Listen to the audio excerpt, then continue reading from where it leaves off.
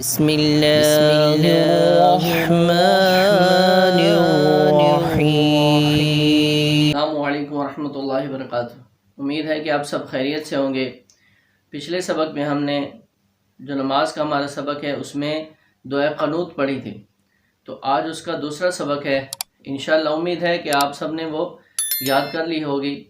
جو حضرات نماز کا سبق سیکھنا چاہتے ہیں، جو یہ چاہتے ہیں کہ ہماری نماز اچھی تجوید کے ساتھ ہو جائے، تو ان کے لیے پلے لسٹ بنی ہوئی ہے۔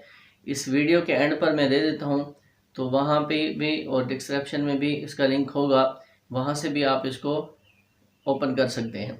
تو چلیں اپنا سبق شروع کرتے ہیں۔ پچھلے سبق میں ہم نے پڑھ لیا تھا وَنُثْنِي عَلَيْكَ الْخَيْرَ۔